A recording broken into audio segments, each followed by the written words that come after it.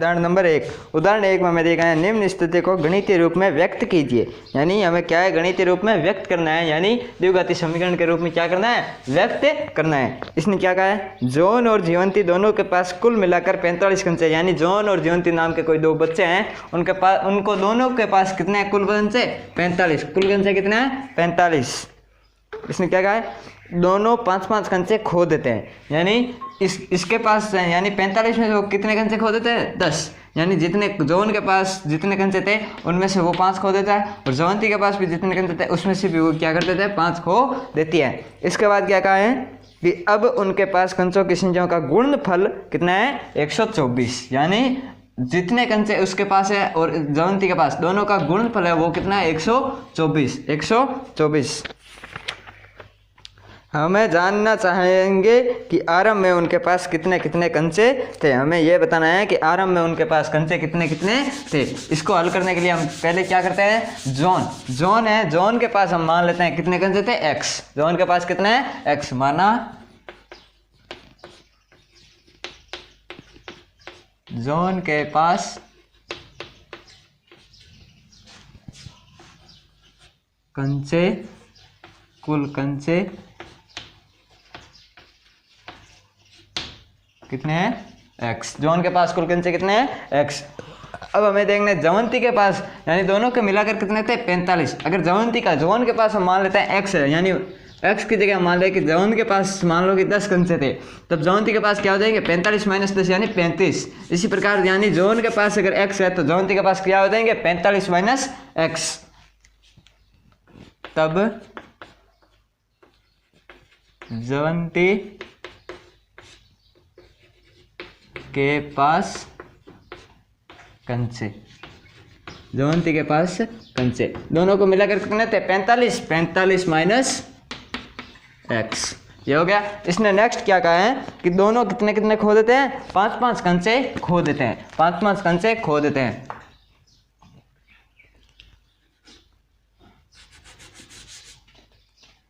कंचे खोने के बाद जॉन के पास कंचे, जॉन के पास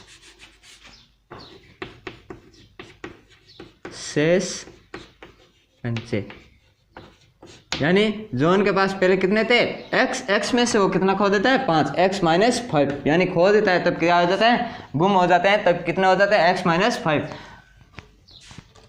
तब जयंती के पास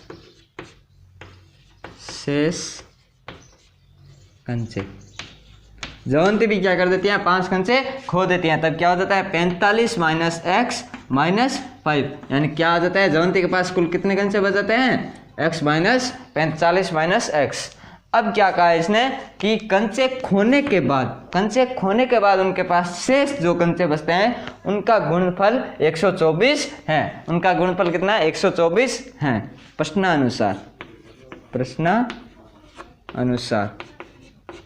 प्रश्नानुसार क्या कहा है कि दोनों के शेष कंचे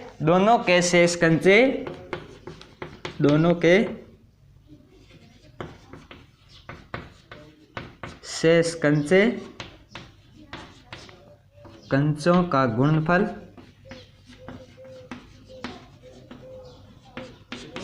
क्या है, 124 है, बराबर 124। अब दोनों के शेष कंचों का गुणनफल, दोनों के शेष कंचे जॉन के पास कितने, x - 5 और इसके पास 40 - x बराबर 124।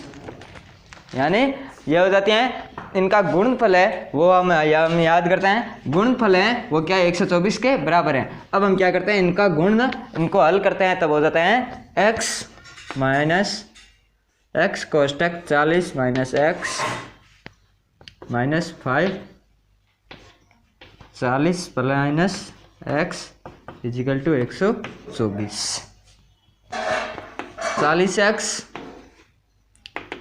- x² माइनस प्लस माइनस 4 पंजा 20, 200 minus minus plus 5x plus 5x equal to 124 ये हो जाता है। नेक्स्ट हम क्या करते हैं, इस तरफ हम देखते हैं एक्स स्क्वायर की घात क्या है माइनस में, इसका पूरे फलन का पक्षांतरण कर देते हैं, तब ये क्या हो जाते हैं प्लस हो जाते हैं। तो हम देखते हैं क्या होता है 45x minus x square minus 200 equal to 124।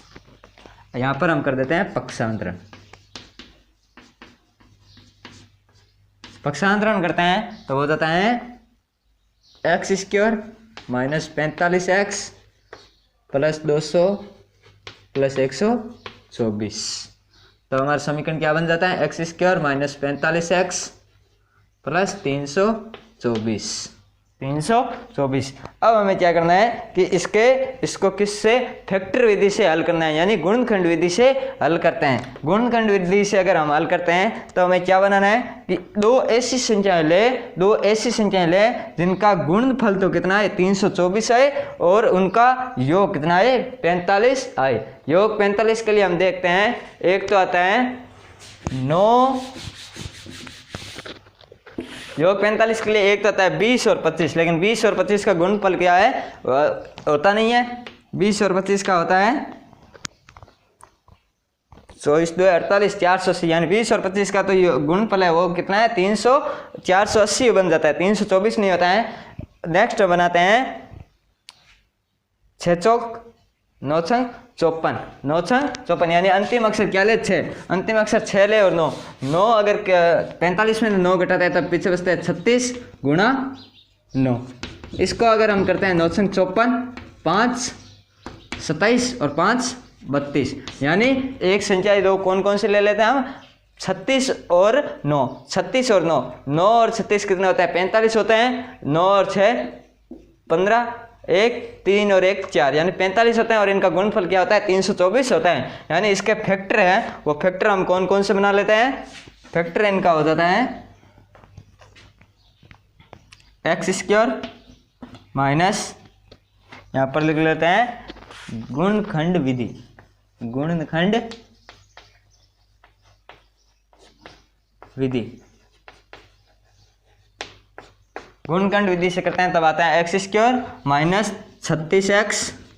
अब हमें देखो 9x, पहले ये लिख लेते हैं। अब हम देखते हैं यहाँ पर माइनस आएगा या प्लस आएगा। अगर हमें प्लस की संख्या, यहाँ पर क्या है माइनस है, माइनस की संख्या प्राप्त करनी है तब तो हम क्या कर लेते हैं यहाँ पर माइनस कर लेते हैं। इन दोनों को जोड़ते हैं तब माइनस आता है, क्योंकि समान चिन्ह होते हैं तब आपस में ऐड होती है। अगर विपरीत चिन्ह होंगे तब यहाँ क्या हो जाएगा, इनका अंतर आकर संख्या कम हो जाती है।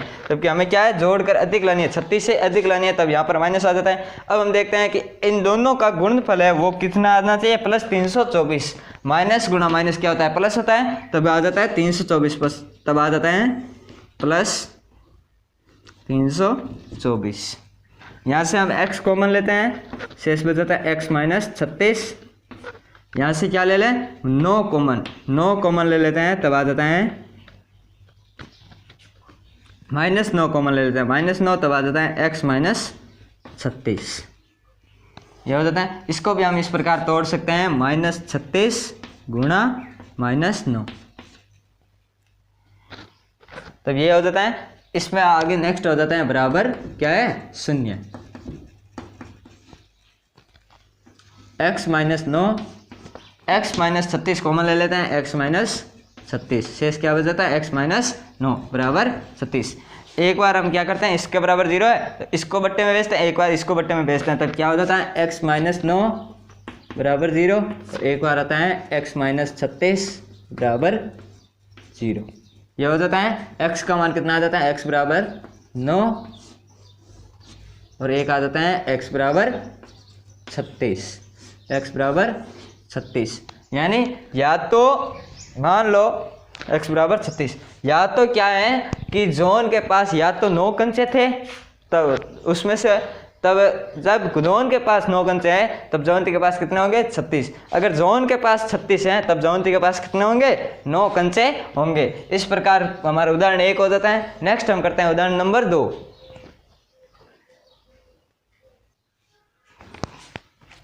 अब हम करते हैं उदाहरण 1 में दूसरा टॉपिक और दिया गया है, वो है एक कुटीर उद्योग एक दिन में कुल खिलौने निर्मित करता है, कुछ खिलौने बनाता है। एक कुटीर उद्योग है जो क्या है, कुछ खिलौने बनाता है। प्रत्येक खिलौने का मूल्य, यानी एक खिलौने का मूल्य है वो क्या है, 55 में से एक दिन, 55 में से एक दिन में निर्माण किए गए खिलौने की संख्या को घटाने से, यानी 55 संख्या है उसमें से क्या है, एक दिन में जो खिलौने बनाते हैं उसको घटाते हैं, तब क्या है, एक दिन का खिलौने का मूल्य आ जाता है। खिलौने का मूल्य आ जाता है। किसी एक दिन कुल निर्माण लागत कितनी है, 750 थी। कुल निर्माण लागत क्या थी, 750 थी।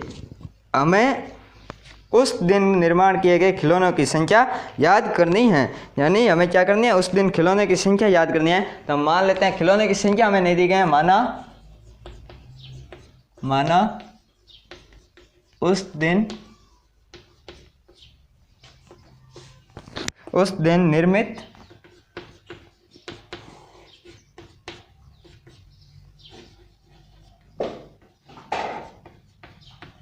खिलौनों की संख्या क्या है, x है। उस दिन निर्मित खिलौनों की संख्या क्या है, x। उस दिन की लागत, उस दिन की लागत मूल्य, यानी खिलौने का मूल्य क्या हो जाएगा, क्या कहा है उसने, 55 माइनस उस दिन से बने निर्मित खिलौने, खिलौने कितने थे, x, तब क्या हो जाएगा 55 माइनस x, 55 माइनस x। ये हो जाता है, ये लागत किस में आ जाती है, लागत मूल्य आ जाती है रुपए में। नेक्स्ट उसने क्या कहा है कि किसी एक दिन कुल निर्माण लागत कितनी है, 750 है। कुल निर्माण लागत कितनी है, 750 है। हमें उस दिन के खिलौनों की चाहिए, हमें उस दिन खिलौने कितने बने थे उसके बारे में बताना है।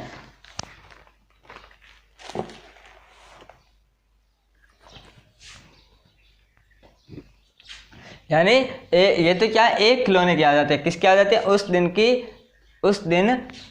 एक खिलौने की, एक खिलौने क्या है, एक खिलौना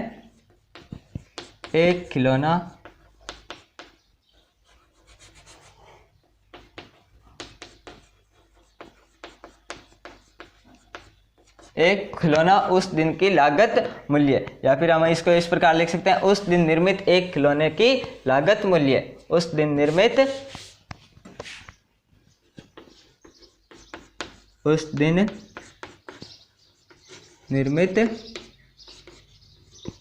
एक खिलौने की लागत, एक खिलौने की लागत क्या आ जाती है, 55 माइनस x। ये क्या है, एक खिलौने की लागत है। अब हमें ये दिया गया है कि उस दिन निर्मित खिलौने की संख्या है वो x है, उसकी एक खिलौने की लागत कितनी है, 55 माइनस x, 55 माइनस x। अब हमें ये बताना है, अब हमें आगे ये देखना है कि उस दिन जो टोटल खिलौने बनाए थे उनका लागत कितना था, 750 था, 750 था। तब हो जाता है कि कुल मूल्य, कुल निर्माण मूल्य, कुल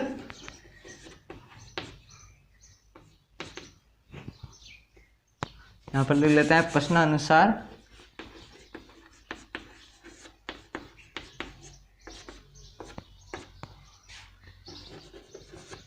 कुल लागत, कुल निर्माण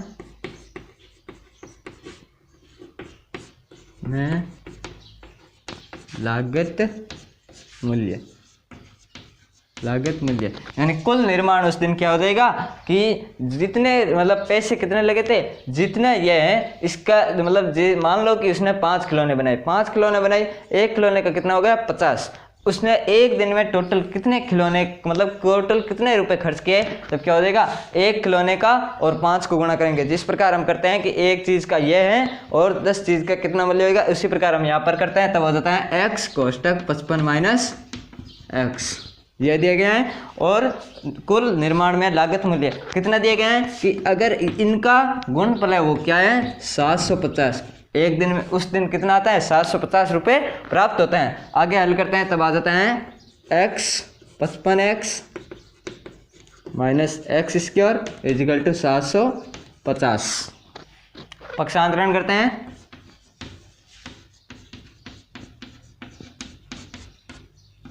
पक्षांतरण करते हैं तब क्या आ जाता है x square minus 55x equal to 700 plus 750 equal to 0। अब हम देखते हैं 750 को इस प्रकार फैक्टर में तोड़ो कि क्या योग तो 55 हो जाए और गुणा करने पर कितना आ जाए 750 प्राप्त हो जाए।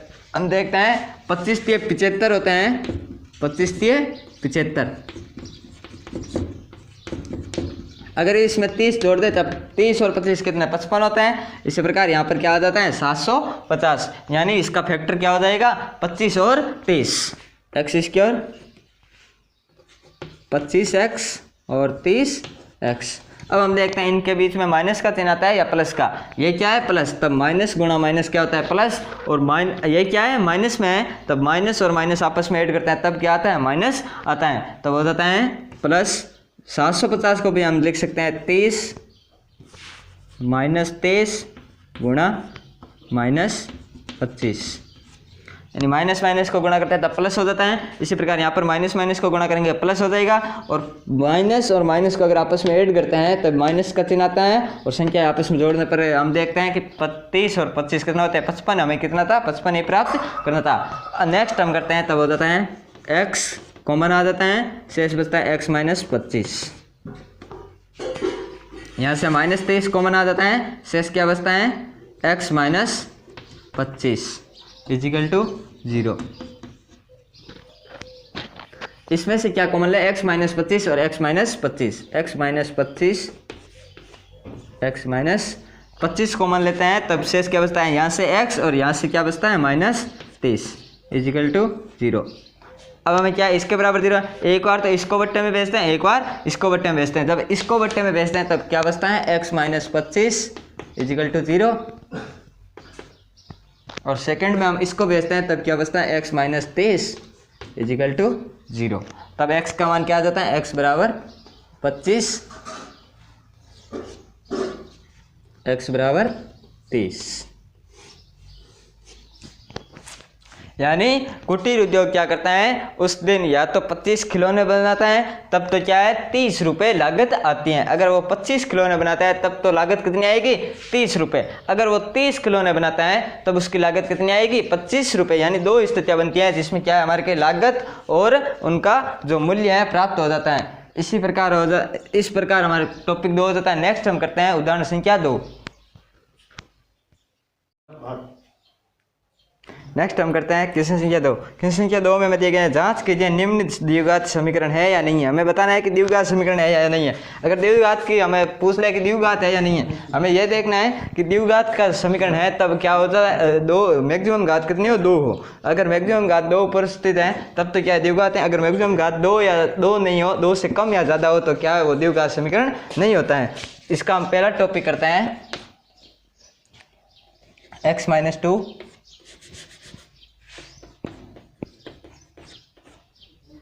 Whole square plus 1 equal to 2x minus 3।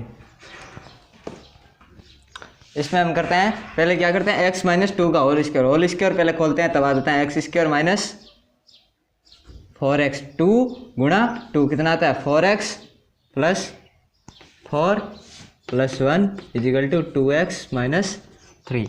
याद आता है। इसको हम क्या करते हैं एक्स स्क्वायर माइनस 4x यहाँ पर क्या कर देते हैं पक्षांतरण। क्या करते हैं पक्षांतरण करते हैं तब आ जाता है 4x प्लस 4 और 1 5 minus 2x minus 3 equal to 0 तब आ जाता है 2x square minus 2x minus और माइनस प्लस x 5 में से 3 गया पीछे कितना बचता है 2 इजिकल टू 0। यानी अधिकतम घात कितनी है 2 है तब यह क्या है अतः मैक्सिमम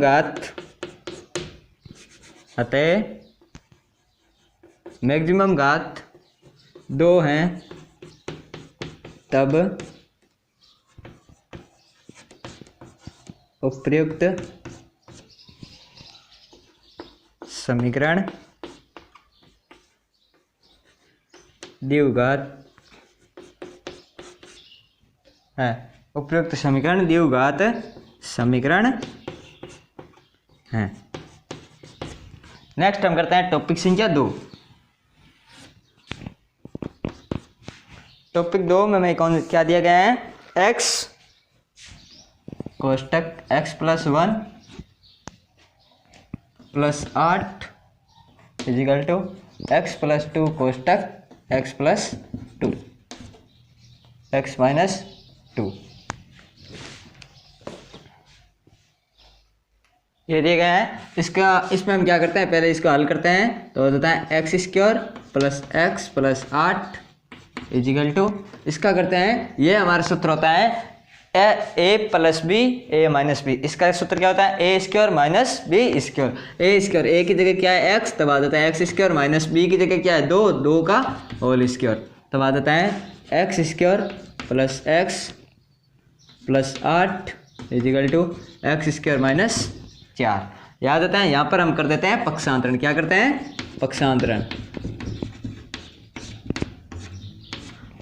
करते हैं, तब आ जाता है x² - x + x + 8 -x² + 4 equal to 0। याद आता है x² से x² कैंसिल, ये प्लस का है या माइनस का कैंसिल हो जाता है, शेष क्या बचता है x + 8 और 4 कितना हो जाता है 12 इजिकल टू 0। यानी इसमें मैक्सिमम घात कितनी है, 1 है, मैक्सिमम घात 1 है। अतः मैक्सिमम घात 1 होने पर हमारा पद कौन सा होता है, एक घातीय समीकरण होता है, यानी ये क्या है, द्विघातीय समीकरण नहीं है। यहाँ पर लिख लेते हैं अतः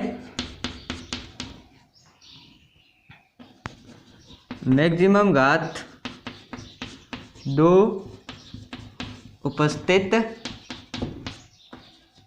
नहीं है, मैक्सिमम घात 2 उपस्थित नहीं है, तब उपयुक्त समीकरण द्विघात समीकरण नहीं है। यानी मैक्सिमम घात 2 नहीं है, तब हमारा क्या है, समीकरण भी क्या है, द्विघाती समीकरण नहीं है। नेक्स्ट हम करते हैं टॉपिक संख्या 3। टॉपिक 3 में हमें दिया गया है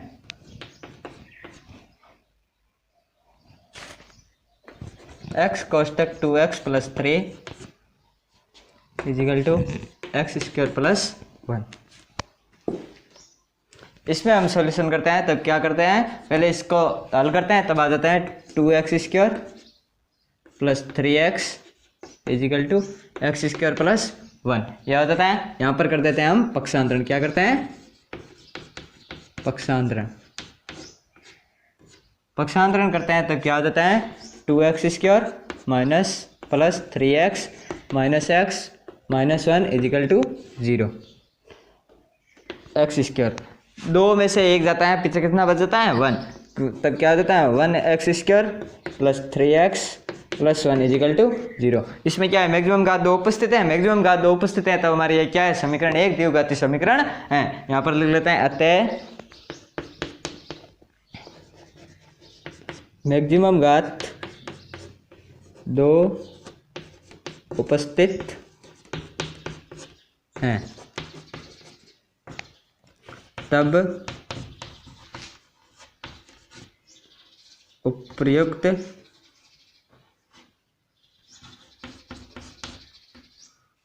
उपयुक्त समीकरण द्विघात समीकरण है। तो मैक्सिमम घात 2 है, तब क्या है, द्विघात समीकरण है। इस प्रकार हम नेक्स्ट टॉपिक संख्या 4 करते हैं x + 2 का क्यूब इजिकल टू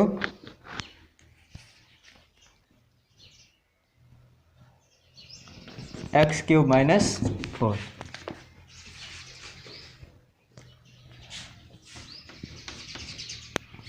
पहले इसका हम क्यूब खोलते हैं। क्यूब का सूत्र क्या होता है? a प्लस बी का क्यूब इजिकल होता है a cube plus B cube plus 3ab square plus 3a square b।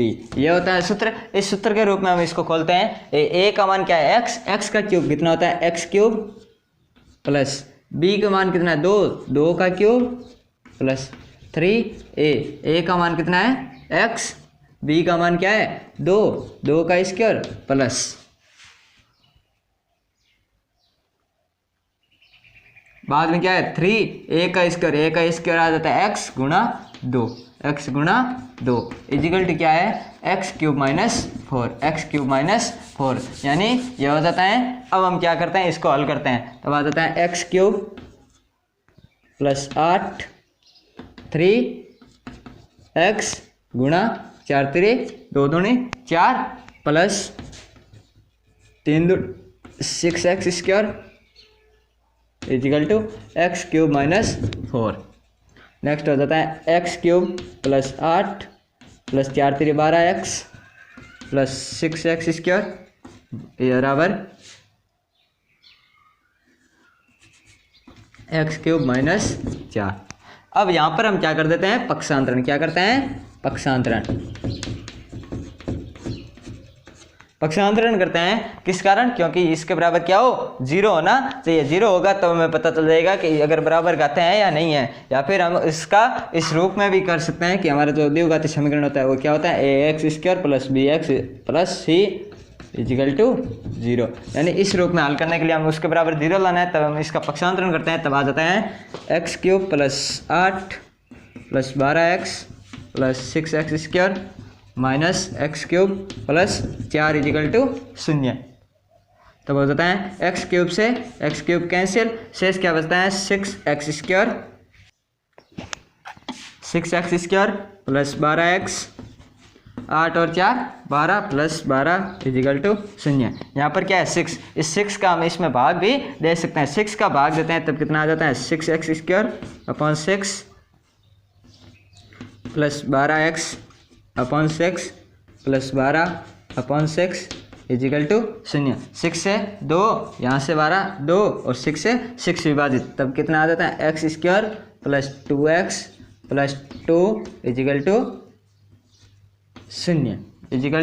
0 यह आ जाता है इसका। अब हम देखते हैं यहाँ पर क्या है? मैक्सिमम घात कितनी है? 2 है। 2 अगर मैक्सिमम घात उपस्थित हो तब हमारे क्या है? ये समीकरण एक द्विघाती समीकरण है। तब यहाँ पर हम लेते हैं अतः मैक्सिमम घात 2 उपस्थित है तब समीकरण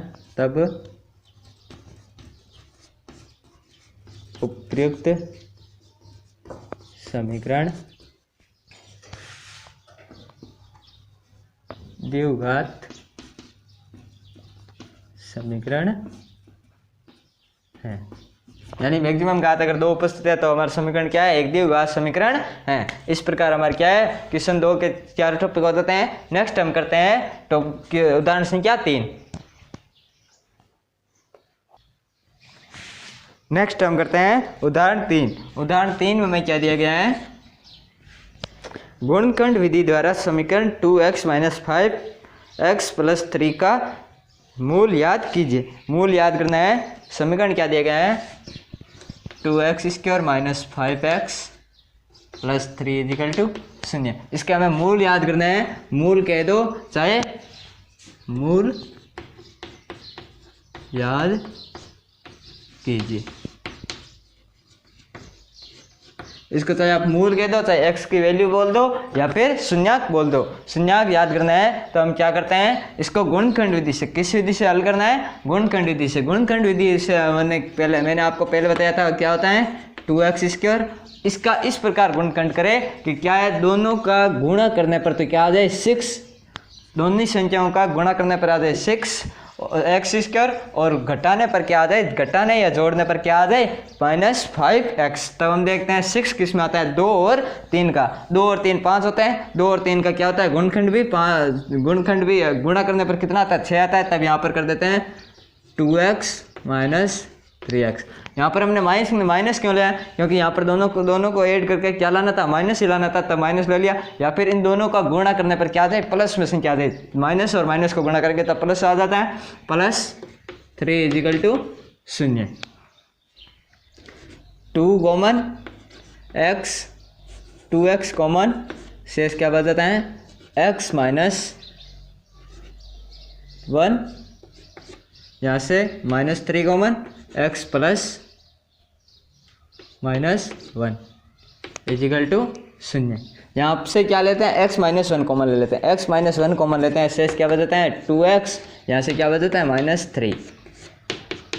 एक बार इसके बराबर 0, एक बार इसके बराबर 0, यानी एक बार इस फलन को बट्टे में भेजते हैं, एक बार इस फलन को बट्टे में भेजते हैं। जब इसको बट्टे में भेजते हैं तब हमारा समीकरण क्या बचता है, x - 1 = 0, और जब इसको बट्टे में भेजते हैं तब बचता है 2x - 3 = 0, ये बचता है। इसका क्या कर देते हैं, x = 1, यानी एक बार तो x की वैल्यू क्या आ जाती है, हमें 1 प्राप्त हो जाती है। हमें कितने, 2 शून्याङ्क प्राप्त होंगे, कारण क्योंकि समीकरण क्या है, एक द्विघाती है। द्विघाती समीकरण के मूल कितने होते हैं, 2 होते हैं। इसका दूसरा मूल क्या होगा, 2x = 3, पक्षांतरण कर देते हैं, शेष क्या बच जाता है, x = आ जाता है 3/2, यानी एक तो मूल क्या होगा, x = 1, एक मूल होगा x = 3/2, x = 3/2। इस प्रकार उदाहरण 3 हो जाता है। नेक्स्ट हम करते हैं उदाहरण संख्या 4। करते हैं उदाहरण संख्या 4। उदाहरण 4 में हमें दिया गया है द्विघात समीकरण 6x² - x - 2 = 0 बराबर 0 के मूल याद कीजिए। ये समीकरण दिया गया है, हमें इसके मूल याद करना है, यानी शून्याङ्क याद करना है। तब हम क्या करते हैं, 6x² - x - 2 = 0, ये समीकरण दिया गया है। इसमें हम शून्याङ्क याद करना है, तब हम इसको इस प्रकार विखंडन करें कि इनका पहले क्या करते हैं, 4 मतलब 6 दूनी 12, गुणा करने पर क्या आ जाए, -12 x², गुणा करने पर यह आ जाए, और जोड़ने पर क्या आ जाए, -x, यानी जोड़ने पर ये प्राप्त हो, गुणा करने पर यह प्राप्त हो। इस प्रकार का इसका विखंडन करना है। तो हम देखते हैं 4 - 3 = 12, 6 दूनी 12 होता है, लेकिन इनमें अंतर क्या हो जाता है, ज़्यादा हो जाता है। 4 - 3 = 12, यानी 2 कंटिन्यूस संख्या लेते हैं, उनमें अंतर 1 का ही आता है, तो आ जाता है 4 - 3 = 12, तब आ जाता है 6x² - 3x - 4x - 2। अब हमें देखना है प्राप्त किस में करना है, -12 या फिर -x। अगर यह दोनों माइनस में होंगे तब तो आपस में ऐड हो जाएंगे, तब हम क्या करते हैं, इसको प्लस बना देते हैं। इसको प्लस बनाते हैं क्योंकि हमें माइनस की संख्या क्या चाहिए, बड़ी चाहिए। माइनस में यानी x का मान किस में चाहिए, माइनस में। बड़ी वाली संख्या को माइनस में रखेंगे तब हमें x माइनस में आ जाएगा। अब हम देखते हैं -4 और -3 12 होते हैं, तब ये हो जाता है इसका विखंडन बराबर 0। तब हो जाता है, यहाँ से कॉमन लेते हैं तब आ जाता है 3, शेष क्या बचता है, 3x कॉमन, शेष क्या बचता है 2x + 1। यहाँ से क्या कॉमन लेते हैं, -2, तब शेष क्या बचता है x + 1 = 0। x प्लस यहाँ पर क्या आ जाता है 2 कॉमन, यहाँ से 2x + 1 कॉमन ले लेते हैं, 2x + 1 कॉमन, यहाँ से शेष क्या बचता है 3x, और यहाँ से ये कॉमन आ जाता है, शेष क्या बचता है -2 = 0, ये बताता है। अब हम एक बार इसके बराबर 0 रखते हैं, एक बार इसके बराबर, या फिर एक बार इसको बट्टे में भेजो, एक बार इसको बट्टे में। जब इसको बट्टे में भेजते हैं तब क्या बनता है 2x + 1 = 0, और एक बार इसको बट्टे में भेजते हैं तब क्या बच जाता है 3x - 2 = 0, यह बन जाता है। अब हम क्या करते हैं कि इसको हल करते हैं, तब आ जाता है 2x, इसका पक्षांतरण -1, इसका यहाँ पर करते हैं 3x इसका पक्षांतरण माइनस का, इधर किसका हो जाएगा, प्लस का। यहाँ पर करते हैं x इजिकल टू -1/2, यानी एक तो शून्य क्या आ जाता है, -1/2। दूसरा शून्य क्या आता है, x इजिकल टू 2/3, यानी इसके दो मूल हैं वो कौन कौन से प्राप्त हो जाते हैं, -1/2 और 2/3। दो मूल क्यों प्राप्त होते हैं, क्योंकि हमें इसकी अधिकतम घात कितनी है, 2 है, और द्विघाती समीकरण है, तो द्विघाती समीकरण के हमेशा मूल कितने प्राप्त होते हैं, 2 प्राप्त होते हैं। इस प्रकार उदाहरण 4 हो जाता है। नेक्स्ट हम करते हैं उदाहरण संख्या 5। नेक्स्ट हम करते हैं उदाहरण 5। उदाहरण 5 में क्या दिए गए हैं, द्विघात समीकरण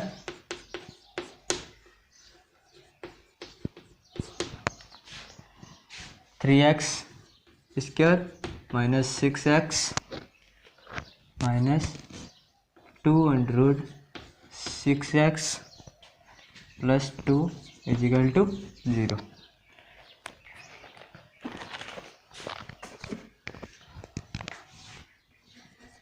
के मूल याद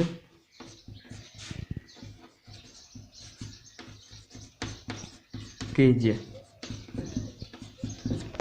यानी इनका इस समीकरण का हमें मूल याद करना है। इस समीकरण को हम पहले लिख लेते हैं, क्या दिया गया है, 3x² - 2√6x + 2 = 0। पहले हम देखते हैं इसको और इसको गुणा करते हैं, तब क्या आ जाता है, तब कितना होता है, 3 दूनी 6, यानी हमें अगर गुणा करने पर तो दोनों संख्याओं का विखंडन करते हैं, विखंडन द्वारा करेंगे तब हमें क्या है, गुणा करने पर तो क्या प्राप्त हो, 6x², और जोड़ने पर क्या हो, -2√6x, ये प्राप्त होना चाहिए। अब हम देखते हैं कि यहाँ पर क्या है, √6, अगर √6 को √6 से गुणा करें, √6 को √6 से, तब क्या प्राप्त होता है, 6, यानी यहाँ पर तो क्या हो जाएगा, विखंडन √6 + √6। अगर हमें -2, यानी जोड़ने पर हमें क्या प्राप्त हो, -2, तब हम क्या करते हैं, माइनस और माइनस, इन दोनों का अगर गुणा करें तब तो 6 प्राप्त होता है, दोनों को जोड़े तब हमें कितना प्राप्त होता है, -√6x, इस प्रकार प्राप्त हो जाता है। तो हमारा इसका विखंडन क्या हो जाएगा, √6 - √6, विखंडन क्या हो जाता है, 3x² - √6x - √6x + 2 = 0। यहाँ से हम देखते हैं 3 है, 3 को भी हम किस प्रकार लिख सकते हैं, √3 गुणा √3, या फिर यहाँ पर यह है, इसका हम विखंडन कर देते हैं, √3 गुणा √3, यहाँ पर लिख देते हैं √3x गुणा √3x माइनस √2 गुणा √3x, इसको इस प्रकार लिख सकते हैं। नेक्स्ट वाले को भी इस प्रकार लिख देते हैं, √2 गुणा √3x, इसको किस प्रकार लिख सकते हैं, √3 माइनस √2 माइनस √2, इस प्रकार लिख सकते हैं। इस प्रकार हम इसको विभक्त कर सकते हैं, तो हम क्या कर देते हैं, यहाँ से कॉमन लेते हैं √3x, तब आ जाता है √3x कोष्टक, शेष क्या बचता है, √3x माइनस, ये तो कॉमन चला जाता है, शेष क्या बचता है, √2। इसी प्रकार हम यहाँ से लेते हैं √2, यहाँ से है माइनस और यहाँ से माइनस, माइनस माइनस कॉमन आता है, शेष क्या बचता है, √2 कॉमन लेते हैं, शेष क्या बचता है, √3x माइनस √2 = 0, ये बचता है। अब हम देखते हैं इसमें से क्या कॉमन आ जाता है, √3x - 2, √3x - √2, ये कॉमन आ जाता है, शेष क्या बच जाता है, √3x - 2, √2, यहाँ से √2 बच जाता है और यहाँ से √3x, इसके बराबर क्या है, 0, इसके बराबर 0 है। तो हम देखते हैं आगे क्या है कि एक बार तो इसके बराबर 0, एक बार इसके बराबर 0, या फिर हम क्या करते हैं, वो जो हमारा समीकरण होता है उसके द्वारा भी हल कर सकते हैं। हम इससे करते हैं तब आ जाता है √3x - √2 equal to 0, √3 x minus √2 equal to 0।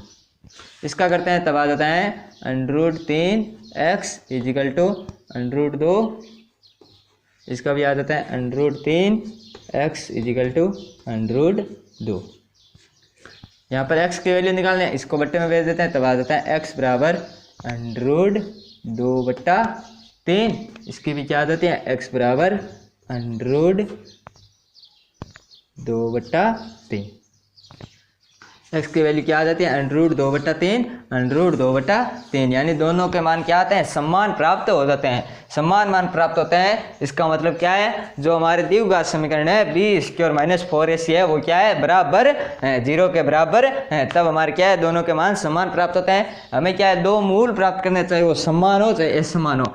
समान प्राप्त भी हो सकते हैं, असमान भी प्राप्त हो सकते हैं। इस प्रकार उदाहरण 5 हो जाता है। नेक्स्ट हम करते हैं उदाहरण संख्या 6। उदाहरण 6 में मैं दिया गया है अनुच्छेद 4.1 में दिए गए प्रार्थना कक्ष की विमाएं याद कीजिए। अनुच्छेद 4.1, पहले हम अनुच्छेद 4.1 का क्वेश्चन पढ़ते हैं। उसमें क्या दिया गया है, अनुच्छेद 4.1 में दिया गया है आकृति 4.1 में दिखाया जा सकता है। आकृति 4.1 में क्या दिखाया गया है कि हमें एक प्रार्थना कक्ष बनाकर दिखाया गया है, जो क्या एक आयताकार है। किसमें, आयताकार।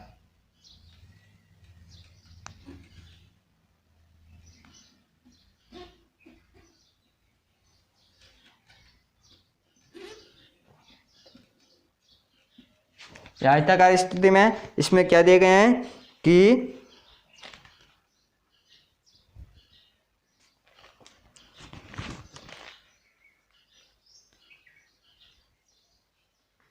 चौड़ाई से 2 गुने से 1 मीटर अधिक है, यानी उसकी चौड़ाई है वो क्या है, चौड़ाई से क्या है 2 गुने से 1 अधिक, यानी चौड़ाई कितनी है, x है, तो क्या है 2 गुने से 1 अधिक ये हो जाती है। और क्षेत्रफल कितने दिए गए हैं, 300 मीटर स्क्वायर ये दिया गया है। चौड़ाई यह है। अब हमें क्या करना है, माना कक्ष की चौड़ाई। क्वेश्चन में हमें यह दिया गया है कि कोई प्रार्थना कक्ष है, उसकी चौड़ाई है वो लंबाई से कितनी है, 2 गुना से 1 अधिक है, 2 गुने से 1 अधिक है, और उसका क्षेत्रफल है वो 300 मीटर है। हमें चौड़ाई व लंबाई याद करनी है। चौड़ाई व लंबाई याद करनी है तो हम क्या करते हैं, सबसे पहले माना प्रार्थना कक्ष की चौड़ाई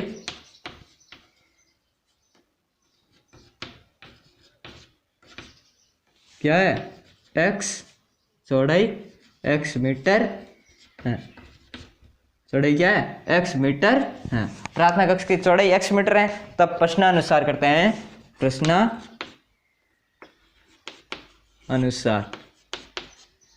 तब प्रश्नानुसार क्या हो जाता है, चौड़ाई तब लंबाई, प्रश्नानुसार लंबाई। लंबाई क्या है, चौड़ाई की दुगुनी। पहले क्या है, चौड़ाई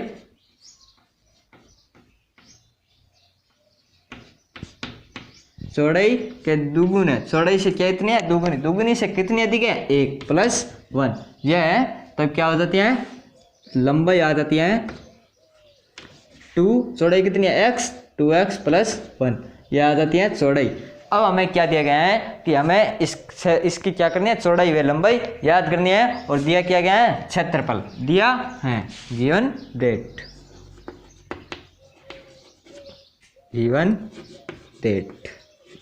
दिया क्या गया है, प्रार्थना कक्ष का क्षेत्रफल। प्रार्थना कक्ष का क्षेत्रफल दिया गया है वो कितना है, 300 मीटर स्क्वायर। अब हम जानते हैं कि क्षेत्रफल का सूत्र क्या होता है, लंबाई v कैनो दैट। हम जानते हैं क्षेत्रफल इजिकल टू क्या होता है, अगर आयताकार स्थिति में है तब क्या होता है, लंबाई गुणा चौड़ाई। लंबाई गुणा चौड़ाई। ये क्षेत्रफल का सूत्र होता है। क्षेत्रफल कितना दिया गया है 300 मीटर। 300 मीटर इजिकल टू लंबाई कितनी है 2x + 1 और चौड़ाई कितनी है x गुणा x। तब क्या हो जाता है यहाँ पर करते हैं 2x² + x इजिकल टू 300। यह आ जाता है। यहाँ पर पक्षांतरण करते हैं तब आ जाता है 2x² + x - 300 इजिकल टू 0। अब हमें इसका इस प्रकार विखंडन करना है जिसका गुणनफल तो कितना आ जाए 3 दूनी 6 यानी 600। गुणनफल तो कितना है 600x² और जोड़ने पर क्या प्राप्त हो प्लस x यानी प्लस का 1 प्राप्त हो। इस प्रकार की संख्या हम देखते हैं 25 के पाड़े से ज़्यादा मतलब हम करते हैं 12 पंजे 60 यानी वो तो कितना आ जाता है 12 गुना 50, लेकिन अंतर कितना आ जाता है ज़्यादा आ जाता है। नेक्स्ट हम करते हैं 600 कहाँ पर आता है 24 के 24 गुणा 25 24 गुणा 25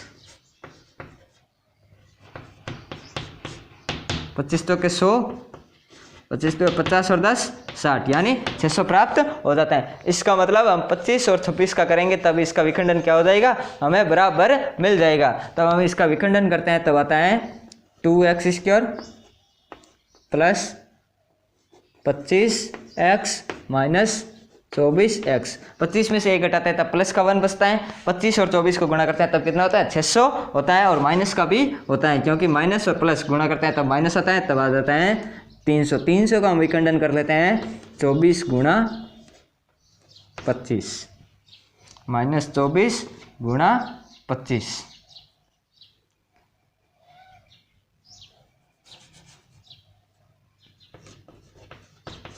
इक्वल टू 0।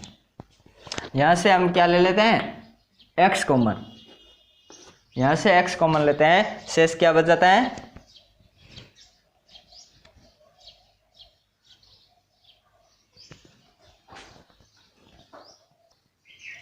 अब हम क्या करते हैं इसका विखंडन करते हैं तो हमें गुणा करने पर तो कितना हो 600 प्राप्त हो और जोड़ने पर क्या हो x प्राप्त हो। 25 और 24 को करते हैं तब कितना 600 होता है। तो हम करते हैं यहाँ पर 2x² - 24x + 25x - 300। 300 का हम विखंडन कर देते हैं। 300 में 25 का भाग देते हैं एक तो आ जाता है 25 और दूसरे क्या आ जाता है 25 का भाग देते हैं एक बार पीछे कितना बच जाता है 5 यानी 12 कितना आ जाता है 12 इक्वल टू 0 यह आ जाता है।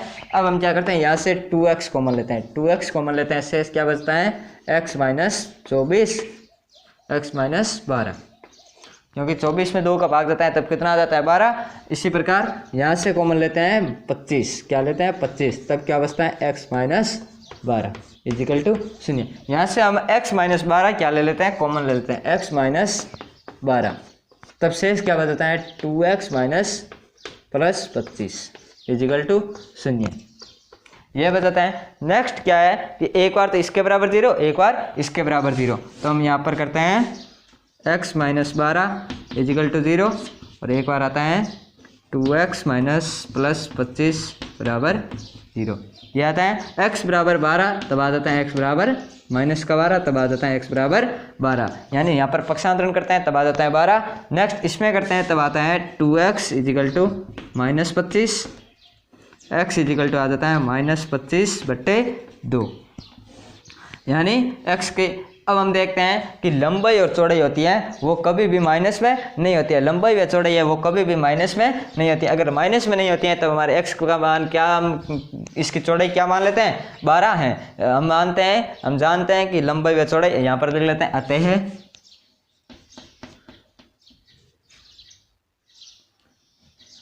लंबाई चौड़ाई या फिर अतः मीटर में राशि ऋणात्मक नहीं होती है। मीटर में राशि ऋणात्मक नहीं होती है तब हमारे क्या है तब चौड़ाई क्या आ जाती हैं 12 मीटर। तब चौड़ाई आ जाती है 12 मीटर। अब हमें लंबाई याद करनी है। लंबाई का हमारे को क्या दिया गया है, लंबाई है वो क्या है, चौड़ाई की दोगुनी से 1 अधिक। तब लंबाई हो जाती है, अतः लंबाई इजिकल टू आ जाते हैं 2 12, एक्स का मान कितना है 12 प्लस 1। तब कितना आ जाता है एल लंबाई equal to 24 plus 1 equal to कितनी आ जाती है 25 मीटर। लंबाई आ जाती है 25 मीटर, चौड़ाई कितनी आ जाती है 12 मीटर। अब हम देखते हैं 12 और 25 को गुणा करते हैं तब 300 आता है, यानी क्षेत्रफल कितना आता है 300 प्राप्त होता है। इस प्रकार हमारा उदाहरण 6 हो जाता है। नेक्स्ट हम करते हैं उदाहरण संख्या 7।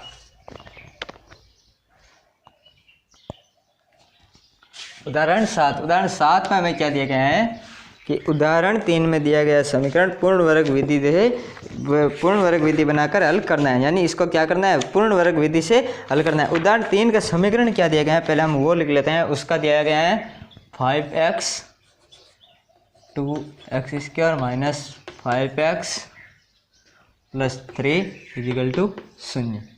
अब हमें क्या करना है, इसको पूर्ण वर्ग विधि बनानी है। पहले तो इसकी पूर्ण वर्ग विधि बनानी है। पूर्ण वर्ग विधि के लिए हम क्या करते हैं, को पूर्ण वर्ग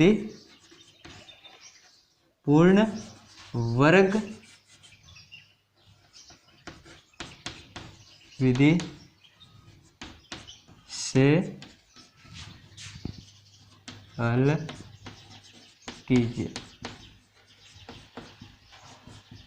पूर्ण वर्ग विधि से हल कीजिए, यानी पूर्ण वर्ग विधि से हल करना है। तब हम क्या करते हैं, सबसे पहले मैंने आपको बताया कि पहले क्या करें, इसका पूर्ण वर्ग बना ले। इसका पूर्ण वर्ग बनाने के लिए हम क्या करते हैं, इस समीकरण को या तो इस समीकरण को 2 से गुणा कर दो, या इस समीकरण में क्या कर दो 2 का भाग दे दो। 2 का भाग देते हैं। 2 का क्यों देते हैं, क्योंकि इसमें से हमें क्या करना है 2 हटाना है। 2 हटाना है, x का जो भी गुणा है उसको हटा देते हैं। तब क्या करते हैं,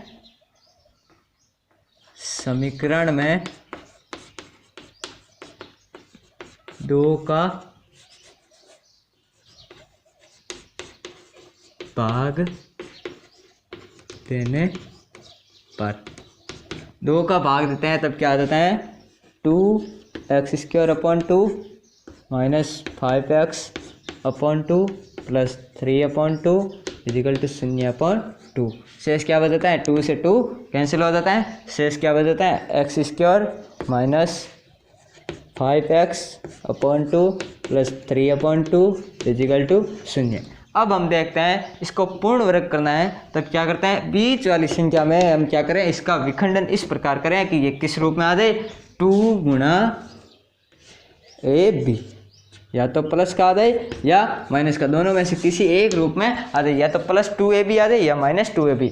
यहाँ पर माइनस का चिन्ह है, तब हम क्या करते हैं माइनस वाला फलन बना लेते हैं। माइनस वाला बनाते हैं तो हम देखते हैं यहाँ पर क्या है 2 इसके गुणा में नहीं है। तब हम क्या करते हैं, यहाँ पर 2 उपस्थित करने के लिए क्या करते हैं, ऊपर नीचे 2 से गुणा करते हैं। ऊपर नीचे 2 से गुणा करते हैं। शेष a का मान क्या है x, तब यहाँ पर भी x है, ठीक है। b हमारा जो शेष फलन बचता है वो क्या हो जाता है b हो जाता है, यानी a का मान क्या है x, शेष जो बचता है वो क्या हो जाता है b मान लेते हैं। जबकि हमें क्या करना है, इसकी सर्व समीका पूर्ण रूप से बनानी है। सर्व समीका बनानी है, सर्व समीका हमें कौन सी बनानी है, a माइनस b का स्क्वायर, क्योंकि यहाँ पर माइनस है तब हमें a माइनस b वाली बनानी है। तब आ जाती है a² minus 2ab plus b², यानी b² इसमें क्या है उपस्थित नहीं है। b² उपस्थित नहीं है, इसको हम क्या करते हैं, एक बार b² जोड़ देते हैं, एक बार b² घटा देते हैं, जिससे क्या हमारा समीकरण है वो तो संतुलित बना रहे और पूर्ण वर्ग भी बन जाए। जिसके लिए हम क्या करते हैं, यहाँ पर b का मान क्या है 5/2, यानी 5/2 का वर्ग करके 5/2 का वर्ग करके जोड़ते हैं और घटाते हैं। यानी यहाँ पर ले लेते हैं 5/2 का वर्ग करके जोड़ने व घटाने पर इसको जोड़ते भी हैं और घटाते भी हैं। तब हो जाता है x² माइनस 2, यहाँ पर 5/2 नहीं, यहाँ पर क्या होगा 5/4, क्योंकि ये 2 है, इसका भी क्या करते हैं ये बट्टे में, यानी यहाँ पर 2 है, ये तो 2 सूत्र का हो जाता है, और यहाँ पर क्या है 2 गुणा टू गुणा टू कितना होता है 4, तब क्या है 5/4 का वर्ग करके जोड़ते हैं और 5/4 का ही वर्ग घटाते हैं, तब आ जाता है 2x। ये तो हमारे सूत्र में आता है। नेक्स्ट क्या है 2a, b कितना है 5/4 गुणा 5/4 प्लस 5/4 का वर्ग माइनस 5/4 का वर्ग प्लस 3/2 इजिकल टू 0। ये आ जाता है। नेक्स्ट हम देखते हैं यहाँ से क्या कर लेते हैं, ये हमारा क्या हो जाता है एक पूर्ण वर्ग बन जाता है। ये समीकरण हमारा एक पूर्ण वर्ग बन जाता है, जिसको हम किस सूत्र में, इसको संयुक्त रूप में लिख सकते हैं a माइनस बी। ए का मान क्या है x, b का मान क्या है 5/4 का होल स्क्वायर। यह आ जाता है बराबर, इसका हम कर देते हैं पक्षांतरण या फिर यहाँ पर खोल देते हैं, तब आ जाता है -5/5 का वर्ग कितना आ जाता है 25/16 प्लस 3/2 इजिकल टू 0। तब आ जाता है x माइनस, यहाँ पर क्या कर देते हैं पक्षांतरण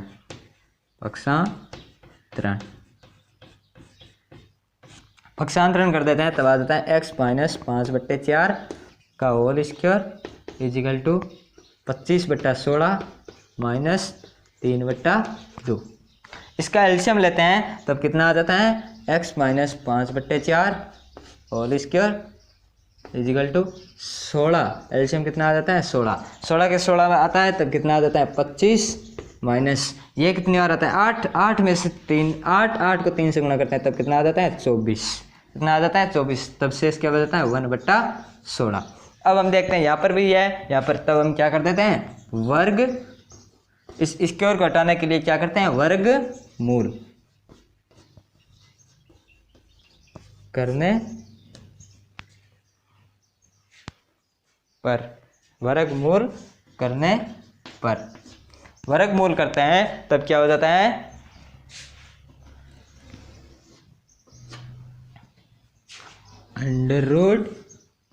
√x माइनस 5/4 का होल स्क्वायर इजिकल टू 1/16 का अंडर रूट। स्क्वायर से अंडर रूट कैंसिल। यहाँ पर देखते हैं 1 का वर्ग कितना होता है 6। 1 का वर्ग, 1 को अगर अंडर रूट से बाहर निकालते हैं, 1 का वर्गमूल क्या होता है 1, और 16 का वर्गमूल क्या होता है 16 का वर्गमूल होता है 4। तब हो जाता है x बराबर x माइनस 5/4 इजिकल टू 1/4। यहाँ पर भी क्या कर देते हैं इसका भी पक्षांतरण कर देते हैं, तब आ जाता है x बराबर, यहाँ पर क्या आता है +-4, क्योंकि अंडर रूट से कोई भी संख्या बाहर निकालते हैं, एक बार प्लस के आती है एक बार माइनस के आती है, यानी -4 हम इस प्रकार कर सकते हैं 1/4 गुणा 1/4 कितना आता है 1/16। इसको इस प्रकार भी लिख सकते हैं -1/4 -1/4 माइनस प्लस 1/4 चौक 16, यानी इस रूप में आता है। तब क्या हो जाता है +1/4 -1/4।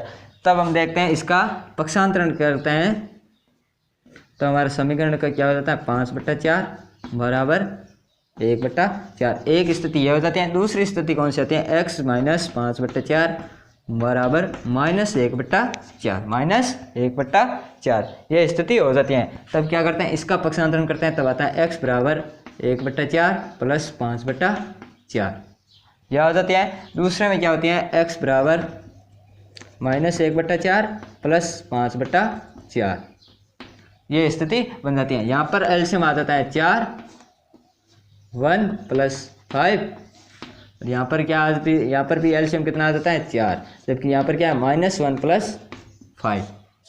x बराबर आ जाता है 5 और 1 6/4, 6 को हम काटते हैं तब आता है 3/2, यानी x का मान क्या आ जाता है एक बार तो आ जाता है 3/2, एक बार क्या आता है 1, तो इसका वर्ग हो जाता है, जो आता है मूल आता है वो है 3/2। एक हम देखते हैं -4 है, तब यहाँ पर क्या बच जाता है 4/4, 5 में से -1 गया 4, तब आ जाता है x बराबर 1, यानी एक बार तो x बराबर 1 प्राप्त होता है, एक बार x बराबर 3/2। इस प्रकार हमने उदाहरण 3 में भी क्या उसमें भी यही प्राप्त हुआ, यहाँ पर भी यही होता है, बस क्या है विधि अलग अलग है। इस प्रकार हमारा उदाहरण 7 हो जाता है। नेक्स्ट हम करते हैं उदाहरण संख्या 8।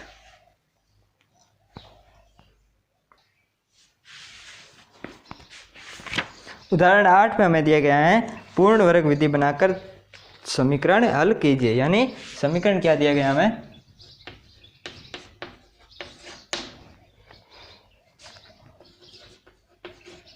पूर्ण वर्ग विधि से समीकरण 5x² माइनस 6x माइनस 2 बराबर 0 के मूल हल याद कीजिए। यानी इसके मूल हल याद करना है कौन सी विधि से? पूर्ण वर्ग विधि से। पूर्ण वर्ग विधि के लिए हमने पहले बताया था समीकरण क्या दिए गए हैं? 5x² minus 6x plus minus 2 equal to 0। पूर्ण वर्ग विधि के लिए हमने पहले बताया था, पहले क्या करते हैं, x का जो गुणा है उसका क्या करते हैं? भाग देते हैं। भाग देते हैं तब हो जाता है 5 का भाग देने पर, 5 का भाग देते हैं तब कितना आ जाता है? 5x² upon 5 minus 6 upon 5x minus 2 upon 5 equal to 0 upon 5। 5 से 5 कैंसिल, शेष क्या बचता है? x² minus 6/5x minus 2/5 is equal to 0। अब हम देखते हैं इसको क्या करें, इस प्रकार विखंडन करें कि क्या हो जाए? 2 गुणा AB माइनस 2 गुणा AB, यानी हमारे को समीकरण में क्या प्राप्त करना है? A माइनस बी का होल स्क्वायर। माइनस क्यों? क्योंकि यहाँ पर भी माइनस है, तब यहाँ पर हम कौन सा समीकरण यूज करते हैं? माइनस वाला। तो आता है A² plus minus 2AB plus B²। यानी इस प्रकार इस समीकरण को विखंडन करना है कि बीच वाला समीकरण है वो हमारा कौन सा? ये ही है, और क्या इस प्रकार विखंडित हो जाए, यानी 2। पहले इसके गुणा में 2 करना है तो हम क्या करते हैं? ऊपर वाली संख्या का विखंडन करते हैं। 6 का 2 गुणा 3 ये हो जाता है 2। 20 के बाद क्या है? A का मान क्या है? x। शेष क्या बचता है? 3/5 ये बचता है, यानी ये क्या हो जाता है? b का मान हो जाता है। अब हम देखते हैं b इसके और इसमें उपस्थित नहीं है, b इसके और उपस्थित नहीं है, तब हम क्या करते हैं? b 3/5 का वर्ग करके जोड़ने व घटाने पर, यानी b इसके और अगर हमें उपस्थित करना है तब हम क्या करते हैं? ये b का मान है, इसका क्या कर दें? वर्ग करके जोड़ दें, एक बार घटा दें, जिससे क्या हमारे इसका बैलेंस भी बना रहे और क्या है? पूर्ण वर्ग वाली समीकरण है वो क्या बन जाए। तब हो जाता है x² माइनस 2x 3/5 प्लस 3/5 का स्क्वायर माइनस 3/5 का स्क्वायर माइनस 2/5 इजिकल टू 0। यह आ जाता है। यहाँ पर हम क्या देखते हैं? 3/5 ये AB का ये क्या हो जाती है? एक हमारी सर्वसमीका बन जाती है। सर्वसमीका के रूप में इसको व्यक्त करते हैं। सर्वसमीका कौन सी है? A माइनस B का मान कितना है? 3/5 का होल स्क्वायर माइनस 3/5, 3 का वर्ग कितना होता है? 9, 5 का 25 माइनस 2/5 इजिकल टू 0। इसका हम एलसीएम ले लेते हैं तब आ जाता है x माइनस 3/5 का स्क्वायर इजिकल टू, यहाँ पर क्या कर देते हैं? एलसीएम ले लेते हैं। एलसीएम लेते हैं तब कितना आ जाता है? 25। कितना आ जाता है? 25। यहाँ से माइनस और माइनस माइनस दोनों में से कॉमन ले लेते हैं। 25 है, 25 का 25 में भाग देता है 1 को 9 से 9, 25 में 5 का भाग देता है 5 को 2 से गुणा करते हैं 10। कितना आ जाता है? 10 इजिकल टू 0। तब कितना हो जाता है? x माइनस 3/5 का स्क्वायर माइनस 19/25 इजिकल टू 0। यहाँ पर हम क्या कर देते हैं? पक्षांतरण करते हैं तब क्या हो जाता है? x माइनस 3/5 का होल स्क्वायर इजिकल टू 19। यहाँ पर माइनस का इधर आकर क्या हो जाएगा? प्लस का 19/25। अब हमें क्या करना है? इसका वर्ग घटाना है। वर्ग घटाने के लिए हम क्या करते हैं? वर्गमूल करने पर, वर्गमूल करते हैं तब आ जाता है √x माइनस 3/5 का स्क्वायर इजिकल टू √19/25 25। 19 का हम जानते हैं वर्गमूल, क्योंकि 19 एक अभाज्य संख्या, तब इसका तो वर्गमूल होता है, वर्गमूल होता नहीं है। 25 का वर्गमूल होता है 5। 25 का वर्गमूल यानी 25 को 5 और 5 गुणा 5 करता है, तब कितना 25 होता है। तब हो जाता है वर्ग से वर्ग कैंसिल, तब आ जाता है x minus 3/5 equal to plus minus under root 19/5।